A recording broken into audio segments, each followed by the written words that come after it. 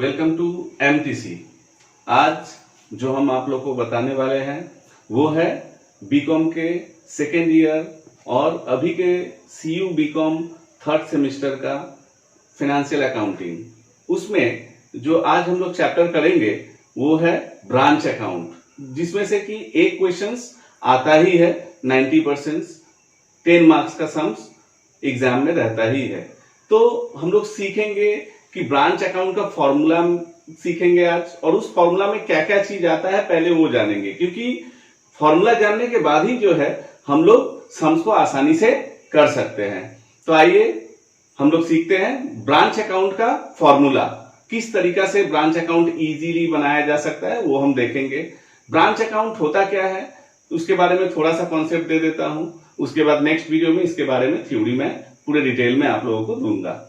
तो एक होता है हेड ऑफिस, जिसको हम लोग शॉर्ट फॉर्म में एचओ बोलते हैं, और एक उसका ब्रांच। सपोज मेरा एक पेन का प्रोडक्शन करने का जो है ऑफिस, प्रोडक्शन सेंटर है, उसका कंट्रोल करने के लिए मेरा ऑफिस जो है, मेन ऑफिस जो है वो मेरा कहाँ है, मेन ऑफिस है कोलकाता में।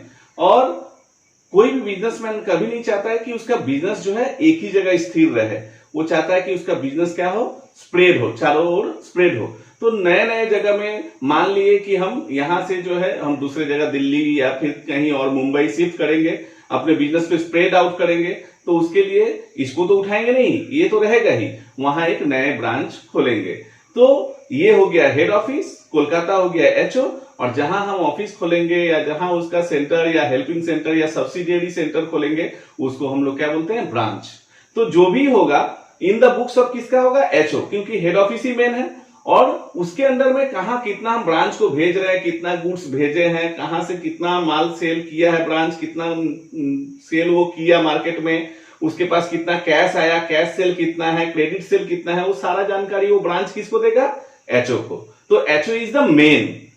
ओके, तो आज हम लोग ब्रांच अकाउंट का फॉर्मूला देखेंगे, जिस पर हम लोग का एक सम्स आता ही है 10 मार्क्स का। तो चलिए देर नहीं करते हुए स्टार्ट करते हैं, देखते हैं ब्रांच अकाउंट का फॉर्मूला। इसके बाद वाले वीडियो में हम लोग इसके ऊपर एक सम्स करेंगे। क्लियर? तो देखते हैं ब्रांच अकाउंट का फॉर्मूला। ब्रांच अकाउंट में मेनली 2 अकाउंट बनाना ही पड़ता है। इन द बुक्स ऑफ एचओ होता है हेड ऑफिस, क्या एक होगा ब्रांच अकाउंट और एक होता है डेटर्स अकाउंट। इसके अलावा भी बहुत सारे बनाने पड़ते हैं छोटे छोटे अकाउंट्स, तो वो हम लोग सम्स के द्वारा जानेंगे। तो आज हम लोग 2 फॉर्मूला देखेंगे जो कंपलसरी फॉर्मूला है, एक है ब्रांच अकाउंट और एक है डेटर्स अकाउंट। तो देखते हैं। सबसे पहले ब्रांच अकाउंट का फॉर्मूला हम लोग करेंगे। इन द बुक्स ऑफ, ये हो गया, यहां डेबिट, यहां पर हम लोग क्या देंगे, क्रेडिट। क्लियर? तो टी फॉर्म में हम लोग जानते हैं पहले फॉर्मूला को अच्छे तरीके से। तो यहां पर सबसे पहले इन द बुक्स ऑफ क्या होगा, एचओ, जो हमारा हेड ऑफिस होगा, वो हेड ऑफिस के अंदर में ब्रांच अकाउंट, यहां हम फॉर द ईयर एंडेड भी दे सकते हैं, एज वन भी बोल सकते हैं, होगा for the year ended is the best one. इसके बाद अब हमारा क्या होगा, यहां पर लिखेंगे पर्टिकुलर्स, इधर लिखेंगे अमाउंट, फिर लिखेंगे पर्टिकुलर्स और इधर लिखेंगे अमाउंट। तो सबसे पहला जो हम लोग देते हैं, आसानी से फॉर्मूला समझ जाने से सम्स इजी हो जाएगा। तो सबसे पहले हम लोग फॉर्मूला देखेंगे। फॉर्मूला में क्या होता है, डेबिट में टू बैलेंस बीडी बोलकर, टू बैलेंस बीडी बोलकर जितने हमारा करंट एसेट्स है, जो जो चीज, जैसे क्या क्या दिया जा सकता है, बेसिकली दिया रहेगा स्टॉक, डेटर्स और पेटी कैश, ये दिए रहेंगे। क्लियर? ओपनिंग बैलेंस जो दिया रहेगा वो इधर बैठेगा। टू बैलेंस हम लोग जानते ही हैं कि to balance BD means opening balance किसका किसका, स्टॉक का दिया रहेगा, डेटर्स का दिया रहेगा और पेटी कैश का दिया रहेगा। ये ओपनिंग बैलेंस यहां बैठाएंगे, जितने बैलेंस होंगे यहां देंगे, टोटल यहां बैठा दिए, या यहां भी कर सकते हैं हम लोग, अंडरलाइन करके यहां भी दे सकते हैं। क्लियर? तो हम लोग यहीं पर देते हैं टोटल करके, समझने में आसानी होगी। इसके बाद इसका क्लोजिंग कहा जाता है भाई, क्लोजिंग जाता है मेरा यहां ओपनिंग बैलेंस इधर, क्लोजिंग बैलेंस इधर, क्या लिखेंगे? By balance C by D carried down, borrowed down माने ओपनिंग बैलेंस, कैरेट डाउन मतलब क्लोजिंग बैलेंस। इसी का दिया रहेगा, जिसका दिया रहेगा उसका लिखेंगे। स्टॉक जितना अमाउंट है दिए, फिर डेटर्स, और उसके बाद पेटी कैश। पेटी कैश माने खुजरा खर्चा, जो छोटा मोटा खर्चा होता है बिजनेस में, हम लोग काउंट नहीं करते उतना, उस चीज को हम लोग लिखेंगे। अब जितना टोटल हुआ यहां दे दिए, क्लियर। इसके बाद हम लोग क्या करेंगे, यहां पर to goods send to branch, branch को जितना भेजा गया एचओ के द्वारा, क्योंकि in the books of HO हो रहा है तो यहां पर to goods send to branch ही होगा, क्योंकि ब्रांच को भेज रहा है एचओ, इसलिए यहां to goods send to branch यहां पर लिखेंगे। लिखने के बाद यहां टू बैंक, बैंक बोलकर जितना भी एक्सपेंसेस है, all expenses made by HO, क्या क्या हो सकता है? कुछ भी हो सकता है, जैसे ऑफिस का सैलरी हुआ, उसके बाद कोई एक्सपेंसेस हुआ, ऑफिस एक्सपेंसेस हुआ, जो भी एचओ के द्वारा किया जाएगा ब्रांच के लिए, ब्रांच के रिनोवेशंस के लिए या ब्रांच को रनिंग करने के लिए, तो उसके लिए जो भी एक्सपेंसेस किया जाएगा वो टू बैंक बोल के, जो एचओ मेरा खर्च कर रहा है किसके लिए? ब्रांच के लिए, तो टू बैंक बोल के ऑफिस एक्सपेंसेस, और सपोज सैलरी है तो सैलरी वगैरह जो भी रहेगा वो सारे खर्चे इसे यहां देंगे। देने के बाद इसको आउटर कॉलम पे निकालेंगे, ये हमारा हो गया खर्च, क्लियर। इसके बाद जो हम लोग करेंगे क्या, इधर का तो काम खत्म, अब इस तरफ आएंगे, इसमें लेंगे क्या? Cash cell. Credit sale branch account पे नहीं देंगे, क्योंकि ब्रांच अकाउंट पे इसलिए नहीं देंगे क्योंकि ब्रांच जितना कैश उठता है वही कैश पहले देगा, एचओ को इन्फॉर्म करेगा भाई कैश इतना सेल हुआ है। क्रेडिट जो होगा उसके लिए हम लोग कौन सा अकाउंट बनाते हैं? Debtors account. डेटर्स अकाउंट बनेगा इसमें सेकेंड, जिससे इंफॉर्मेशन डेटर्स में बैलेंस आएगा, वही बैलेंस ट्रांसफर होके फिर यहां पर डेटर्स अकाउंट का बैलेंस निकलता है। इसीलिए क्रेडिट कहां जाएगा? क्रेडिट सेल कहां जाएगा? डेटर्स अकाउंट में, ब्रांच पे नहीं आता है। इसमें याद रखना होगा, बहुत बच्चे गलत कर देते हैं कि कैश सेल और क्रेडिट सेल दोनों लिख देते हैं, लेकिन नहीं, यहां केवल कैश सेल आएगा, cash cell.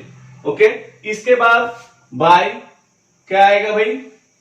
Cash remittance to branch, cash remittance to branch और cash receive from HO. Cash remittance to branch और कैश रिसीव फ्रॉम एचओ नहीं, sorry, cash received, only cash received, clear. ये आ गया हमारा।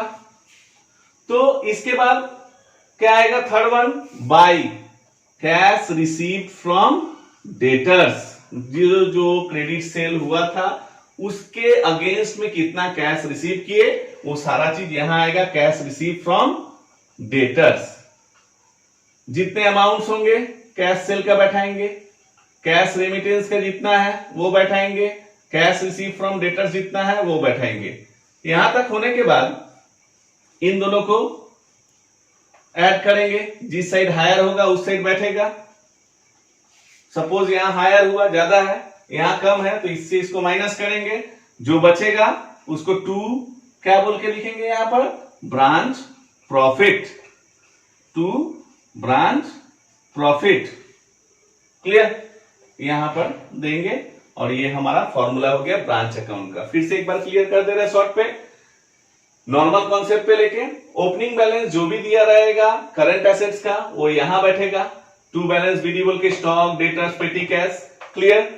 Goods send to branch जो रहेगा वो यहां बैठेगा।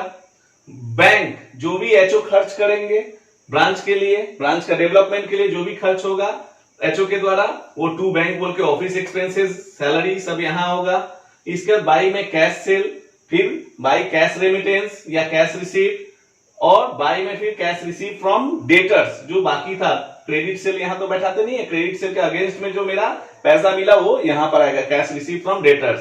बाई बैलेंस सीडी, क्लोजिंग, जितना भी क्लोजिंग करंट एसेट्स होगा वो यहां बैठेगा। इस फॉर्मूला में एक और चीज भी आ सकता है, क्या? करंट एसेट्स तो हम लोग जान लिए, ओपनिंग और क्लोजिंग। सपोज करंट लायबिलिटीज अगर दे देता तब क्या करते? अगर करंट एसेट्स यहां बैठा, इसका ओपनिंग और क्लोजिंग यहां बैठा, तो करंट लायबिलिटीज से कहां बैठना चाहिए, उल्टा अपोजिट। तो उसका करंट लायबिलिटीज से कहां बैठेगा, यहां। अगर रहता तो बाई बैलेंस बीडी बोल के जितना है सीएल, करंट लायबिलिटीज का ओपनिंग बैलेंस यहां बैठता, ये बैठता ओपनिंग बैलेंस। क्लियर है? नहीं, ज्यादा यूज नहीं होता इसका, फिर भी हम बता दिए। और करंट लायबिलिटी का क्लोजिंग बैलेंस कहां बैठेगा भाई, ब्रांच प्रॉफिट के पहले यहां पर टू करंट लायबिलिटीज का बैलेंस कैसे बैठाएंगे, balance C by D current liabilities का क्लोजिंग बैलेंस। क्लियर? ये दोनों हम एक्स्ट्रा में दिए, अगर आता है तो याद रखने के लिए कि करंट एसेट्स का अगर ओपनिंग यहां बैठता है तो करंट लायबिलिटी का क्लोजिंग ओपनिंग यहां बैठेगा, और करंट एसेट्स का क्लोजिंग अगर इधर बैठता है तो करंट लायबिलिटीज का क्लोजिंग अपोजिट में बैठेगा। क्लियर? अगर रहेगा तो ही, ज्यादातर यही सब चीज रहते हैं एग्जाम में। अगर रहता है, इनकेस अगर करंट लायबिलिटीज रहता है तो ये याद रखना होगा, याद रखने के लिए बता